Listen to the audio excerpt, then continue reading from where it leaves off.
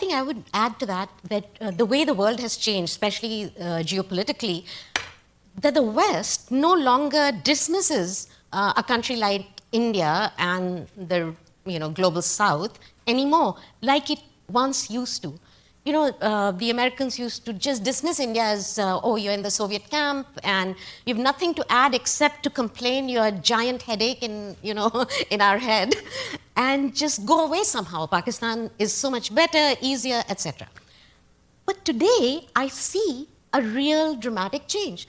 The West is actually listening to how India is articulating the needs and compulsions of the global South, which the war has exacerbated. Absolutely. In fact, the war has affected countries far, far away. Many African countries have had a crisis when it comes to the rise in commodity prices, the difficulty of obtaining enough wheat, because Ukraine and Russia put together used to account for 40% of the world's grain exports, and wheat exports in particular.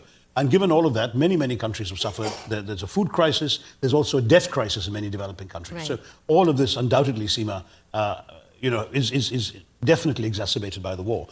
One could talk about a number of other aspects of India's foreign policy as embodying paradoxes, but I would say that broadly speaking, what's interesting is that this has been effectively leveraged into what the government is able to portray to its voting public as a success story, most recently at the G20. So we'll have to wait and see how that all plays out. But on the global level, I don't see much public criticism anymore of India's stances and all this. Ukraine was not happy, I understand, with the Delhi Declaration, but they will probably end up swallowing their disappointment because the rest of the countries that went along with the declaration account for an enormously large percentage of their own support base as well in Ukraine. Right. I mean, they'll have to swallow this one because the G7, Europe, America, they joined hands mainly because they wanted this G20 presidency to be successful. And because if India had not produced a communique, a joint declaration, that would have been India's failure, and that would have meant another country's victory. We shall not name that country, but you know what I mean. You didn't mention anything about your books in any of the answers. Look at that, how modest I've been. I know. Well, one person I mentioned in one of my answers, Dr. Ambedkar, was the subject of my last book published in the US, which was brought out by Manchester University Press, The Life of Dr. Ambedkar and his extraordinary contributions as somebody coming from the Dalit community and at the same time being sort of India's James Madison as the chairman of the drafting committee of the Indian Constitution. His legacy is what that's all about. It's striking, many Americans don't realize this, but Dr. Ambedkar today has become perhaps the only figure I can think of in Indian contemporary politics who has grown in stature since his death. He died 67 years ago as a fairly controversial figure who'd lost more elections than he'd won. And today he is literally, you can put a halo around him because he is unchallengeable. Every party tries to lay claim to his legacy. And it's quite striking when you think about how much, there's another paradox, if you like, of how much he has grown in stature. There was a poll that 2 television channels conducted about 10 years ago for the greatest Indian of the 20th century.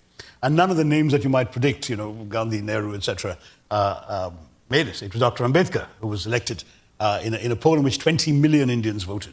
So there's something there, and there's probably more statues of him in India than of any other Indian, with the possible exception of Mahatma Gandhi, but somebody has to go and do a statue census to confirm that. But certainly every village, every street corner, I mean, not every street corner, but every neighborhood in every city will have a bust at least of Dr. Ambedkar somewhere, if not a full-fledged statue of him standing in his 3-piece suit with a constitution in his hand. And that's been quite striking as well. You want to talk about Bharat versus India? I'm happy. Yes. No, I mean, I think first of all, the controversy is totally unnecessary because the Constitution actually resolved this issue. The Constituent Assembly debated it because the nativists wanted Bharat, and the sort of more dominant voices led by Nehru wanted to preserve India. So they settled on a perfect compromise. The Constitution speaks of India, that is Bharat. So both names are equally valid. And there's Article 52 that says there shall be a president of India, and the Hindi version says Bharat ke Rashtrapati, that is the president of India in Hindi. And many Indian languages use a Bharat or a form of Bharat, Bharatam and so on, as the name for the country. So it was actually working perfectly well.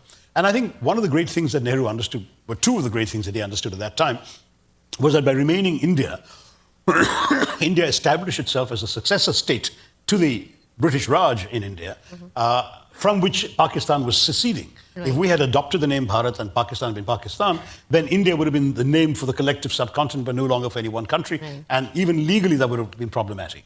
Secondly, there is the undoubted fact that, that India is a name that's been around for a very long time and that is redolent with history and with various associations. The defenders of this proposed change in the ruling party say that India was imposed on us by British colonialism and it's part of our colonized mindsets we need to get rid of. I'm sorry to say that it's completely wrong.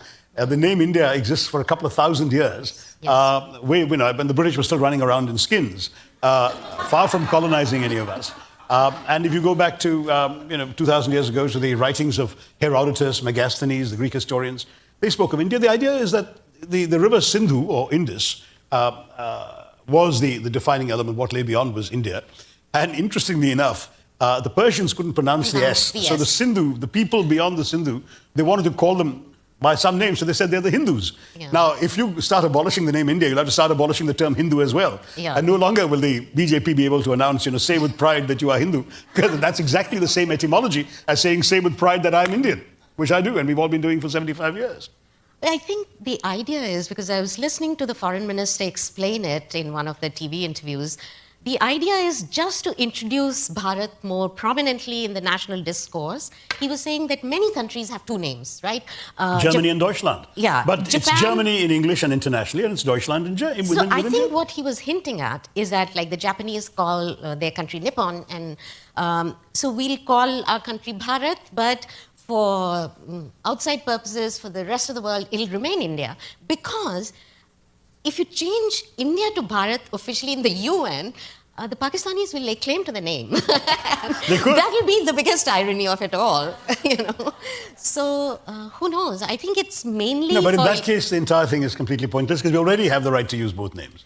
They're introducing it into the public discourse. I think that's how I read it. I don't know, but I could be wrong.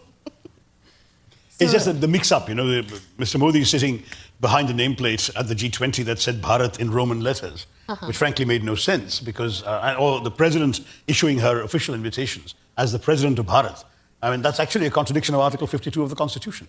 She's the president of India. If she wants to write her invitation card in Hindi, she's the Rashtrapati of Bharat. But she can't possibly mix the two up. It really doesn't make any sense. And that's the flaw in this nativist assertion of Bharat. But the BJP is pretty good at mixing things up. It is a weapon of mass distraction, I have to tell you.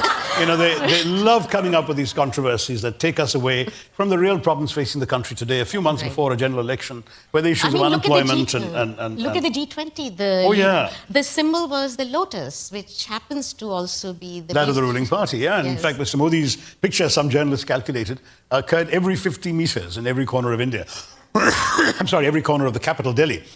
Every 50 meters, you could see Mr. Modi's picture as part of the G20 promotion. Do you know that we spent 10 times more than the Germans did to run our G20? And we have what, 1/7 the per capita income of Germany. So it really seems a bit extravagant, but it again is being weaponized as publicity for the ruling party. And I'm sure the Cricket World Cup, where all the key matches are taking place in the Narendra Modi Stadium, will also be an instrument of ruling party publicity. I mean, that's the way it works.